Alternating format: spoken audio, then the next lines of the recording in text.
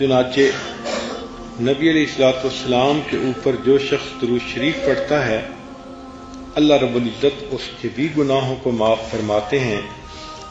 یہ ایک ایسا عمل ہے جو ہمیں کثرت کے ساتھ کرنا چاہیے۔ نبی علیہ السلام نے ارشاد فرمایا شفاعتی لأہل الکبائر من امتی، میری امت کے جو گناہ گار ہوں گے تو ان کبیرہ گناہوں کے جو مرتکب ہوں گے ان کے لیے میں قیامت کے دن شفاعت کروں گا۔ اور ایک حدیث پاک میں نبی علیہ السلام نے فرمایا خیرت بین الشفاعت، کہ مجھے اختیار دیا گیا، چوائس دیا گیا کہ یا تو میں شفاعت کروں او یدخل نصف امتی الجنہ، یا میری آدھی امت کے لوگ جنت میں چلے جائیں۔ فاخترت الشفاعہ، نبی علیہ السلام فرماتے ہیں میں نے شفاعت کو چن لیا، لأنہا اعم و اکفا، اس لیے کہ میری شفاعت کے ذریعے آدھی سے زیادہ امت جو ہے وہ جہنم کی بجائے جنت میں چلی جائے گی۔ سبحان اللہ۔ نبی علیہ الصلوۃ والسلام پر درود شریف پڑھنا اپنے غم کو ختم کرنا اور گناہوں کو معاف کرنا۔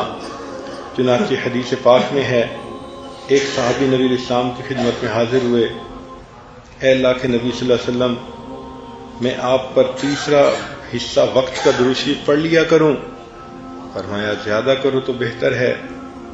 اے اللہ کے نبی صلی اللہ علیہ وسلم، میں آدھا وقت درود شریف پڑھ لیا کروں؟ فرمایا زیادہ کرو تو بہتر ہوگا۔ اے اللہ کے نبی صلی اللہ علیہ وسلم، میں 3/4 وقت آپ پر درود شریف پڑھ لیا کروں؟ فرمایا تم زیادہ کرو تو بہتر ہوگا۔ اے اللہ کے نبی صلی اللہ علیہ وسلم، میں پورا وقت آپ پر درود شریف پڑھا کروں؟ نبی علیہ السلام نے فرمایا اذن تکفی ہمک ویغفر لک ذنبک، اگر تو ایسا کرے گا اللہ تیری پریشانیوں کو ختم کر دیں گے اور اللہ تیرے سب گناہوں کو معاف کر دیں گے۔ سبحان اللہ۔ جتنا وقت ملے درود شریف پڑھتے رہیں تو دیکھو پریشانیاں ختم اور گناہ جو ہے وہ معاف ہو جاتے ہیں۔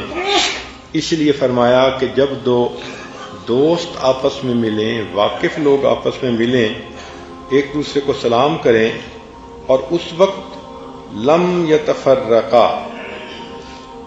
سبحان اللہ۔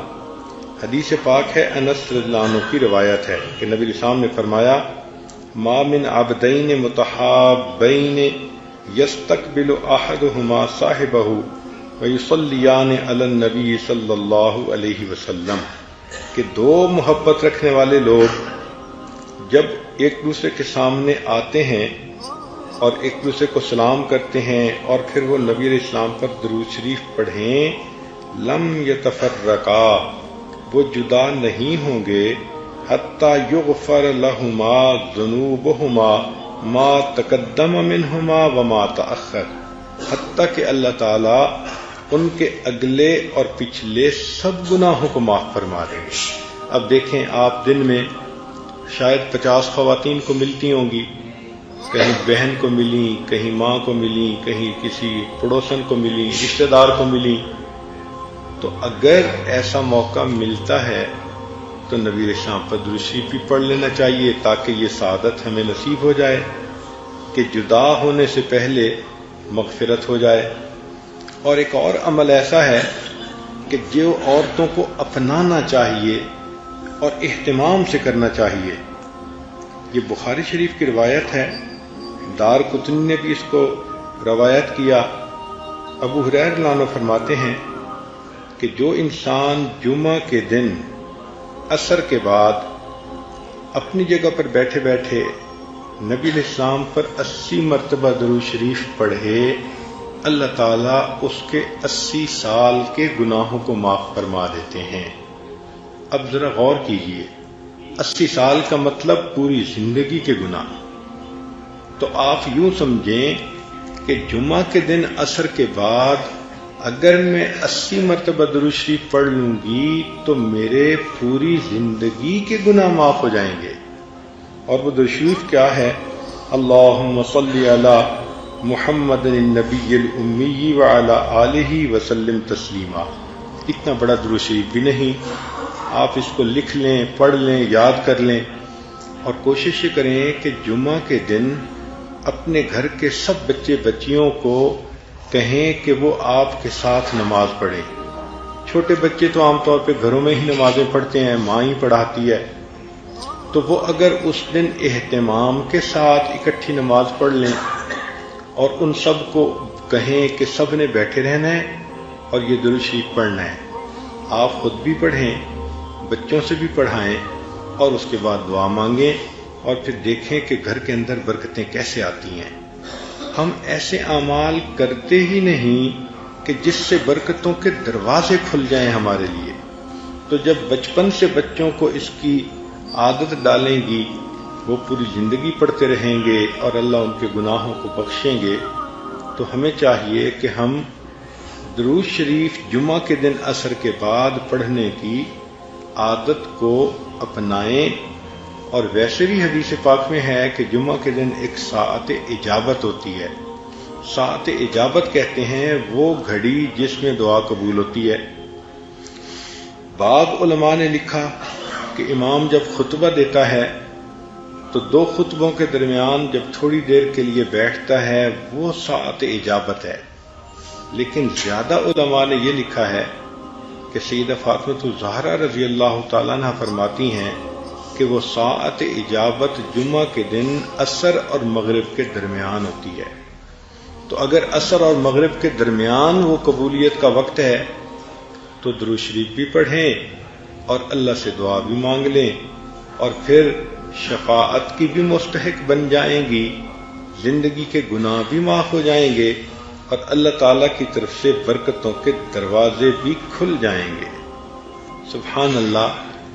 یہاں تک کہ اگر کوئی آدمی کتاب میں نبی علیہ الصلوۃ والسلام کا نام نامی اسم گرامی لکھے، اور اگر وہ ساتھ صلی اللہ علیہ وسلم کتاب میں لکھے، تو حدیث پہ پاک میں آتا ہے من صلی علیہ فی کتاب لم تزل الملائکۃ تستغفر له ما دام اسمی فی ذلک الکتاب، کہ جب تک میرا نام اس کتاب میں رہے گا اس وقت تک فرشتے اس بندے کی مغفرت کی دعا کرتے رہیں گے۔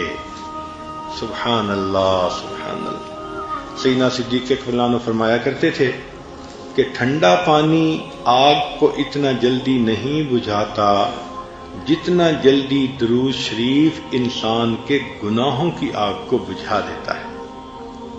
سبحان اللہ۔ وقت ہوتا ہے عورتوں کے پاس ادھر ادھر کے کاموں میں مشغول رہنے کی بجائے، یا ایک دوسرے سے تبادلہ خیال کرنے کی بجائے، گپیں مارنے کی بجائے، حالات حاضرہ سننے کی بجائے، اگر عادت پڑ جائے کہ یہ اعمال میں نے کرنے ہیں، دعائیں مانگنی ہیں، مسنون دعائیں پڑھنی ہیں، درود شریف پڑھنا ہے، تو سبحان اللہ، جنت میں جانے کا راستہ کھلا ہوگا، جہنم میں جانے والا سوال ہی پیدا نہیں ہوتا۔ مگر افسوس کہ غفلت کی وجہ سے وہ عورتیں آج جن کے بچے جوان ہو جاتے ہیں، شادیاں ہو جاتی ہیں، وہ نانیاں اور دادیاں بن جاتی ہیں، یہ بہت قیمتی عورتیں ہوتی ہیں۔ عام طور پہ ان کے پاس فرصت ہی فرصت ہوتی ہے، مگر اس فرصت کو کاش کہ وہ غنیمت سمجھیں اور عبادت میں لگائیں، درود شریف پڑھیں، استغفار پڑھیں، مسنون دعائیں پڑھیں، تو یہ تو سیدھی جنت میں جائیں گی۔ اللہ تعالی ہمارے لیے جنت کے راستے کو آسان فرما دے۔ چنانچہ نبی علیہ الصلوۃ والسلام کے اوپر جو شخص درود شریف پڑھتا ہے، اللہ رب العزت اس کے بھی گناہوں کو معاف فرماتے ہیں۔ یہ ایک ایسا عمل ہے جو ہمیں کثرت کے ساتھ کرنا چاہیے۔ نبی علیہ السلام نے ارشاد فرمایا شفاعتی لأہل الکبائر من امتی، میری امت کے جو گناہگار ہوں گے تو ان کبیرہ گناہوں کے جو مرتکب ہوں گے ان کے لیے